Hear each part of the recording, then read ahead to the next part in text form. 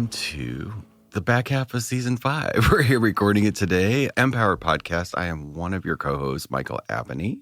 And this is Marilyn Egan, the other co-host. Yes, which we could not do. We do this together. It's just our way of sharing our information. And our whole podcast is about living life more consciously. Yes. We don't really put that in at the beginning, but that's really what the context is. And we have this amazing spiritual community here in St. Louis that we're blessed with. We love this setting. And today's guest is somebody that's provided extraordinary value to our podcast. And that's Meg Berry, who works with Mary, Lady of Light. Lady of Light. And you're here coming back and talking about, giving us a little updates on everything that's been kind of coming in as we went through this major shift in life. Right. And yeah, that's really continual shifts. Yeah. Absolutely. So I'm so excited that you're here today. I think we might just be in the beginning of it. I think so too. But it's definitely clicked over. Right. For sure. Yeah. For sure. So welcome. Thank you for being here. Thank you. I'm so excited to be back here with you all. Yes. So here we go. Yay. So I just want to start with the post that you made last night. Yes. Okay? Gave me chills. Mm-hmm. It resonated so highly with what I feel inside of me and the messages I've been receiving. So would you like to review that a little bit? Sure. And then we can go back and you can tell us more about how Mary started, maybe. Just a quick review. Sure. I guess I will say just about 3 years ago is when both my husband and I started receiving channeled messages from a being named Mary, Lady of Light. And, obviously now with hindsight, we can kind of see why this came in and all of the messages, lots of preparation, lots of, as Michael, you had just talked about, kind of, I think, setting the consciousness and kind of creating that intention around and preparation for what was coming. And so this last, I would say probably the last year, we had kind of a fun incident that happened in July that really drove this home that I can explain a little bit about. But Mary has been talking about the higher octave. And I am not a music person. So when she first started talking about this, I was like, wait, what's an octave? We were looking up on Google, my husband, Mark, and I, what does this exactly mean? And there were a couple things that really stood out, one of which was this idea of like a spiral staircase. So that even though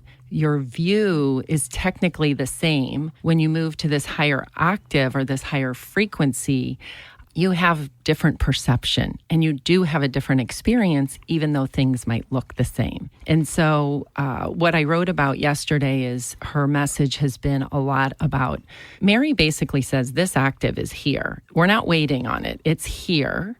And in order to align or become at one with it or attune to it, that this is kind of a state of intention, and there are things that you can do, obviously physically, but energetically, emotionally, practices that help us be in this alignment. And I think, she often gives messages based on what's kind of happening in our household. And so one of the things that's been going on for Mark and I is it's almost like, I would say, the veil is so thin, we feel like we're almost in straight up telepathy. Yes. And, obviously we've been married for 30 years and there's a lot of connection, but it's real bizarre in the sense that we both know what each other is going to say, what we want to do. Also, the fears that come up, doubts, fears. And it has felt a little bit overwhelming. Mm-hmm. Sometimes I feel like I'm not only doing my own shadow work, I'm kind of doing his. And I think he feels the same way. So we've been kind of trying to understand polarity and where this boundary ends and kind of coming into like real unity and real oneness by still honoring our individuality, but no longer really coming from the place of kind of like, you're the masculine, I'm the feminine. It's separate. It's really not. It's blending so much more, very yin yang. And once again, that's not even things that, we don't meditate on or anything like that. That's not really our lifestyle. So to experience it firsthand it's been fascinating. I think everybody, because this octave is here, it's not just here for some people. This energy is here. Yes. And so I think most people are finding that they're feeling overwhelmed, not only by maybe their own shadow kind of self coming up, those around them, friends, other things going on the planet and things like that. And, it's learning how to acclimate this and handle it well and let it guide us into really right relationship with ourselves and others, as opposed to just getting all kind of wonky and feeling out of control. So that's kind of what I was sharing a little bit of yesterday. Yeah. Yes. I've been seeing that same thing also. First, when you talked about the two of you, we're doing the same thing down to little details. I mean, just as an example, we were talking about what we do at lunch on a Sunday, and I had just thought these exact words in my head, and he repeated them. I'm like, oh, Mexican, Rosalita's outside. Call this kid and her husband. And he repeated it exactly what I had just thought, while we were just sitting together. And so a lot of things are going that way. And then the feeling, I'm seeing it in my clients too. Mm-hmm. And they're noticing, well, I saw this or felt this, and then my head hurt. And I'm like, okay, was it yours? How do you feel about this? Because we are all connected. It's not ours individually, but it's ours in the collective. Yes, I think where we're constantly being guided, though, is to have awareness of our job is really not to go into a connection or unity with those lower vibrations or that which needs to be healed. It's really to maybe have recognition of that and then to choose to go to the higher octave or realize. It's almost like, she definitely talks about the divine realm, the reality, and bringing everything up into that space as opposed to getting caught. And I'm going to be 100% honest. I keep getting caught where I get down, like I get mad at Mark or whatever it is, a disagreement or a different way of thinking with somebody. And it's triggering sort of a reaction as opposed to, oh, this is so awesome because now I can bring it up. Yeah. I'm so with you because we're never going to be able to stop all that stimuli around us. Like it's not possible because what you're saying is so true. We're picking up on what other people are feeling. We're picking up on what people we walk by in the grocery store that we don't even know. And if you're not present to be the witness of these sensations in our body. Yeah. There's just sensations in our body because we're waking up to the telepathy part of ourselves. And we don't have a language to understand it. But my key for here is it's so brilliant that you said that I find myself reacting. Because what I have discovered over the past, really intensely over the past 6 months, the first thing is to get to neutral. Yeah. Nothing works until you get to neutral. Right. And before, my mindset was I would go through these intense periods where I couldn't even be around people because I was feeling this way earlier and did not know how to process it. So I understand what that feeling is like. It's panicky almost because you feel like the bottom fell out and you don't know. You know something's shifted. Every human being on this planet right now knows something's different, but they don't know what's next because not very many people, when you're in those lower things, you don't have access to vision. You don't because you're in survival. And once we, neutral is the first step in getting into, for me, instantly into those other realms. Because the second I stop, everything transforms without me doing anything just by that, neutral position. We aren't available to be open for those higher realms or that I'll just call it guidance, even direction, the energy in motion. When you go into oneness with the one mind, the divine mind, you are guided. But if you're running your own ego energy, so that's why the neutrality brings us to that kind of beautiful groundedness of being open. I want to share because I think it'll also, it's kind of humorous, but it'll also make some sense for ways to maybe make some decisions for people listening. So in July, Mark and I were planning to go to North Carolina for a little vacation. And there was a hurricane going on over on the coast. And, I'm looking at my phone and looking at the 100% rain that's predicted for the 5 days that we're supposed to be there. And we're going to be playing in waterfalls. That was the main goal. We were going to be in Asheville for a short time on the front end. And then, hiking and being outside and everything. So I say to Mark, I don't think we should go. I don't want to spend the money for the hotels and just be sitting inside. And he was like, I kind of planned with work, but we didn't make a decision that night. I think that was on a Monday evening. And we were leaving on Friday. Maybe it was Tuesday. So the next morning we woke up and we sat down to do our messaging.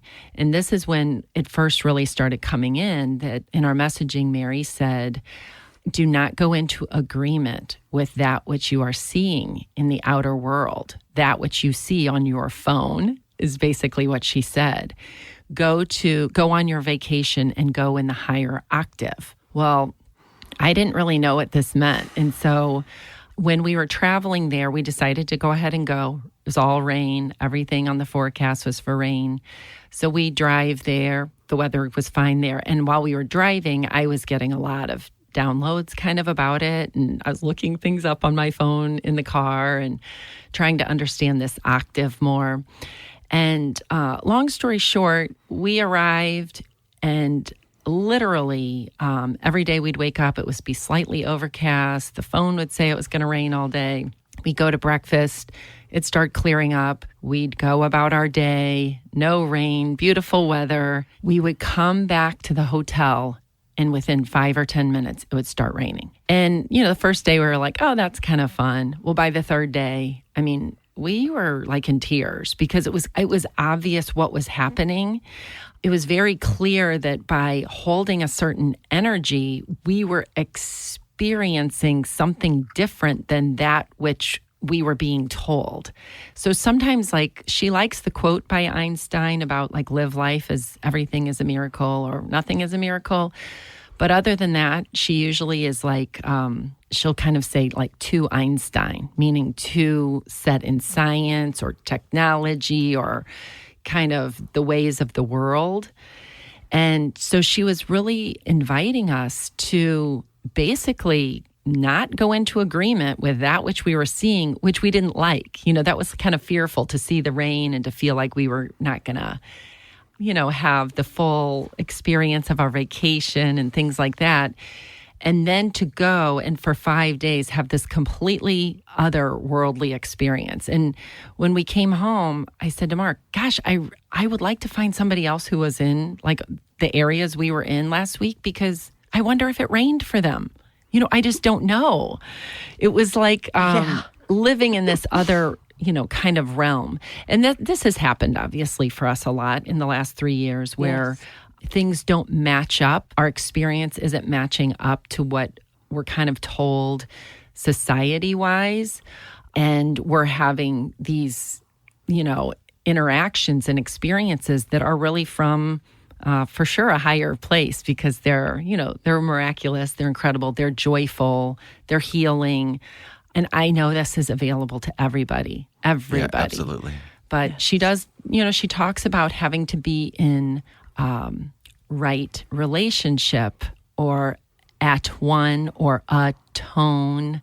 She keeps using that word, and it has a lot of ways to talk about going into unity, whether it kind of is as a note, almost like a musical note, an octave, or being at one, something like that. And she speaks about right relationship being like to think about a boat or a bicycle. When you right the boat, it's able to sail. But if it's on its side, if a bike's down on its side, that's not in right relationship to how it moves forward. Right. And so this is kind of what she's saying, not right or wrong. It's not about that. Right. It's about being in right relationship to really that oneness or that tone or that note, which is love, unconditional love. It's that divine realm. So very beautiful. I love that because as a shaman, the despacho ceremonies that I do, it's called Aini. There's 3 different kinds, but the one I do most often is called Aini, which means in right relationship. And so when people first hear that, they're going, oh, here's a right or wrong thing. I said, no. This is about right relationship inside of you, inside your heart, finding that connection with everything in your life. Balance. Everything in your life. Yes. And there's no wrong to it. It's you connecting into what you know is right with you and your divine. Yeah. If you think And about then- a sailboat, Yeah. like you would adjust the sails to get the full, guidance, the full energy of moving forward and coasting across that water. And so it's just about making those slight adjustments to be in right relationship with the elements, with that guidance or with that Yes. realm. Yeah, And then everything else just falls into place. exactly. Yeah. Nice. So, and they are totally life-changing. If you really connect in and put your intention in for right relationship, it's that simple. And what I'm hearing really clearly right now, because that right is going to be triggering for people, because they're going to hear, even though we said this is not a right or wrong conversation, it's just going to be like a reactory that's going to click people. So if you're doing that, stop. And what I'm hearing is right relationship is not a right or wrong, obviously, but it's in alignment with how the universe works. We're manifesting from the inside out. So if you're looking at something that you think's outside of yourself, like a story about X, B, whatever is going on in the world, that, or how are you relating to that from the inside? Like, what's the thing that's, or if you're reacting to something, it's so easy to just that loop to go right back out to the outside thing that you think you're reacting to, instead of what's this vibration bringing up in me? What's incomplete in me or not balanced in me that's causing this thing to not make me neutral right now? Right. Like that rightness, like centering, balance, bringing it back to where you're right in the flow with one. Exactly. So, And if you're hope that brings uncomfortable clarity. inside, you're Look, not in right relationship with your divine. No. You know that there's something out of balance that you need to shift. It's our guardrails. It's like what is like to notice, oops, that's this, not to defend or push, but like just to notice, like, oh, it's right here. That's connecting and honoring your guidance system. When you do that, then that expands into that different octave. I'm fascinated by that word. It keeps going off my head. So I had to dig it up and look too, like you did. One having twice or half the frequency of the vibration of the other. Okay.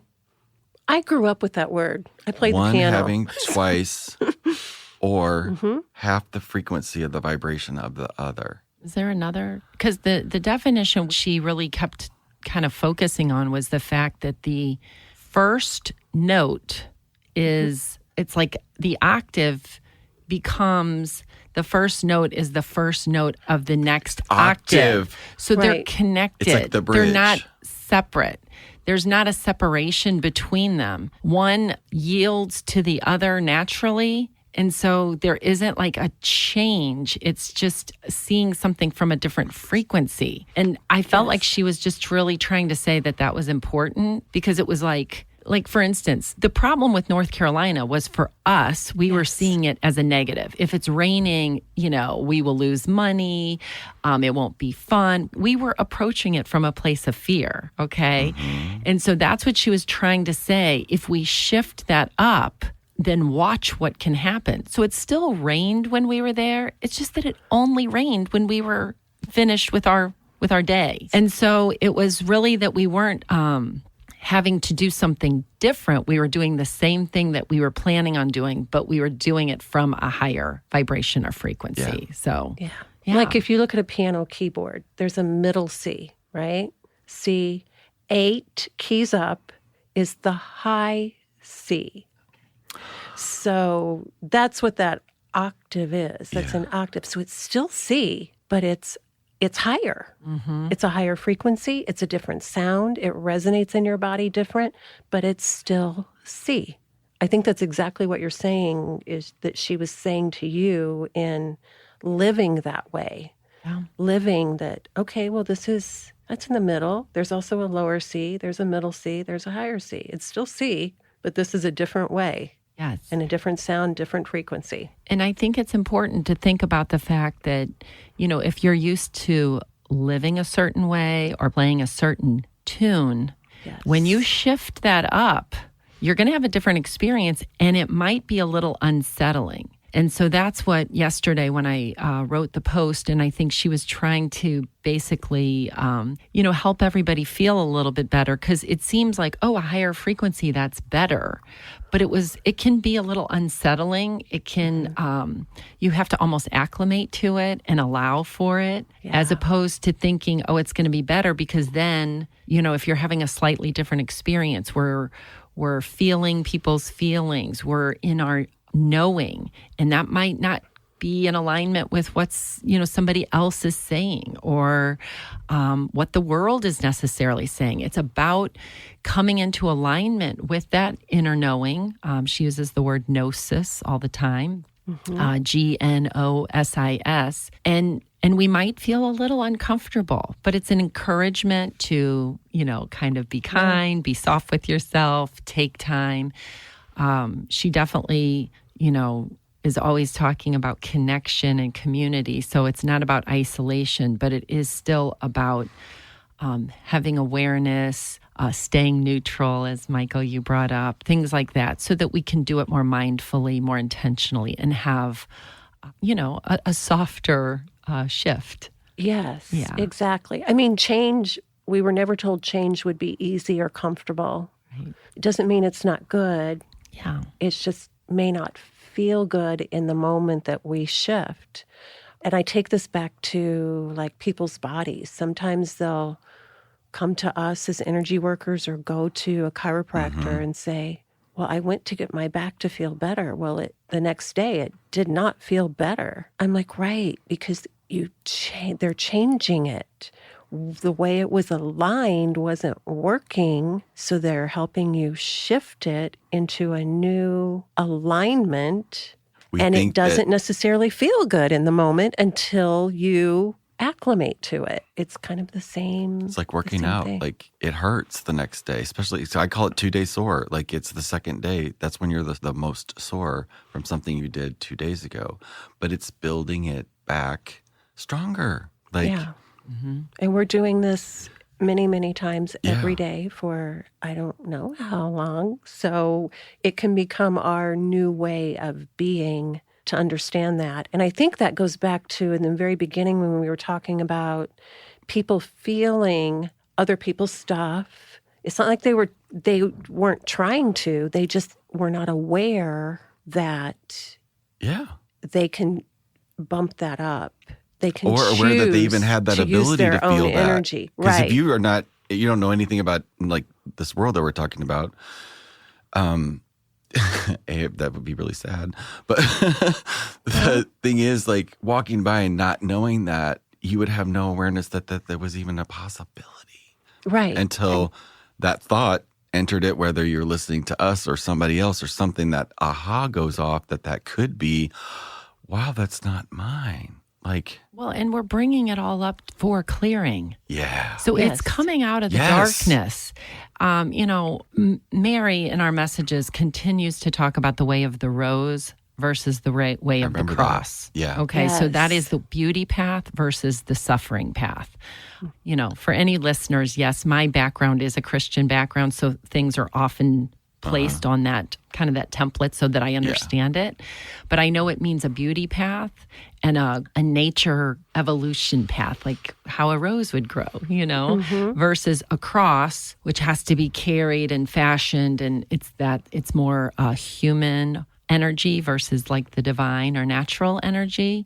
But all of this is happening so that we can bring lightness to it. Not necessarily, it is a healing process, but I feel like what she's saying is as we allow for the light, we then realize something in light. We don't have to fix it and go through a bunch of therapy and we have to see it different. And so all of those modalities are all right. But when you're feeling that or seeing it in the world, or you're seeing it in your family member, your partner, friends, whatever, you're watching it on the news or in shows or whatever, we need to see that and realize it in the light rather than getting triggered like I was, and reacting. It's there for us so that we are entering into this higher octave, and we bring everything along. Yes. So it's amazing. And I don't think she's saying it has to feel bad, but it will feel different, which we might perceive as bad. Until we get into neutral. Yes. And then Yeah. You said something when you relook at something, that's what changes the thing in the outside reality is our perception. So like what you just said was when we are able to see it differently on that higher octave, because telling you stuff manifests like that. And it's exact. Yes. Like so exact. People are saying things back to me and it's like literally hard for me to process that I literally just thought that, and that showed up. Even though I know how it works, it's still jarring how fast it shows up. The same way with our crap. Yes. The same way with our crap. And that's what makes us feel that. Right. But it's like when you just talked about the way of the rose and the way of the cross, shamanism, which has been around for thousands and thousands of years, it's the same thing. One of the principles is non-suffering. And another one is to walk in beauty. Oh, love it. See the beauty in the challenges, see the beauty in forward movement. And when you talk about, the crap comes up, it's not about fixing the crap. No. It's about looking at it, seeing where the light is, and bringing yourself into a space of light so this can disintegrate on its own. You're not avoiding it. You're just going, this was here. And this is not me anymore. Yes. Now I'm choosing a higher way of seeing this and moving through this into a higher perspective. And because it's almost impossible to go back and fix everything. Hell no. No, absolutely not. To go back and fix is... Because there was nothing wrong with it. It was just leading us here. Right. Nobody's really ever broken. No. Just have the misperception. They just haven't realized the things in their life or realized everything around us. Well, and we've been taught. I mean, some people might want to use the word programmed or things like that. We've been programmed or taught about these realities. And I just think the reason all this has started for, literally so many people is because we are moving through this opportunity to re-see things and to make choices. I do think it is a beautiful, exciting time, but we felt out of control for a while. I know I did. I did too. I was focusing on what was happening with some resistance, and I felt like it was this bifurcation people were talking about. I was sort of like, wait, do we have to make a choice one way or the other? Now I totally recognize that I needed to see both sides in order, once again, as Michael said, to go neutral and then kind of make the choice above that is inclusive of all of it. Or, like how people are thinking both because they think it's two. It's not really that. It's literally about creating and realizing this place from above that is inclusive of the allness. So I think it's important. Now I can kind of look at myself and go, ooh, I can see where I got polarized. Yeah. And I think we all had to feel that polarization to a certain point in order to be able to move to the next octave. Yeah. And see that piece of, this is not what I want, but if I can go to the light, it's still here and that's okay. It will, with more and more light being shined upon it, it will slowly play itself out and disintegrate. We don't have to be attached to that piece. Does that make sense? Yeah, I think you it's can see about it. intention. I needed to maybe have an experience of that, or to be able to see so that I could choose with intention and be in that space of freedom, Isn't that beautiful? of sovereignty, free will, all of those things. But I want to honor everyone's choice for that. Whereas before, I think I was like resisting, and we had to do something to make it all right. Yeah. Now it's a beautiful understanding of, shifting to this higher octave. I feel like there's room now for all of it just to be like, put the Played cards out. on the table and let's play. Let's see what this, Right. Let it play out. Let it play out. Just before we go, so you said the practices at the beginning. Like, what are some that you've taken from that you really love? Because I've always done practices like in the morning and at night, different sort of routines that keep, me in alignment. And I come to love them. It was something that I used to do. Now I just do it because I love it. Right. Because I love the feeling of coming into that alignment. What are you hearing? What is Mary sharing with you about the practices to reach or stay in the higher octave? So I think it's kind of, it's been kind of funny for me, to be honest, because, it's the ancient stuff. It's so much about nature, right? And I'm going to be honest, I'm not even that into nature. I'm really not into exercise. I love some of like the meditation type practices, but I love to learn like online. I mean, put my computer in front of me and I will watch that, YouTube video or, whereas, of course, before I used to read books and things like that. I would say, and I'm going to throw this out there. I'm definitely getting a sense that, and all of this would apply to what we just talked about, sort of the AI movement forward, the this idea of technology creating these realms. I do think we need to be aware of it. It's not wrong. It's not bad.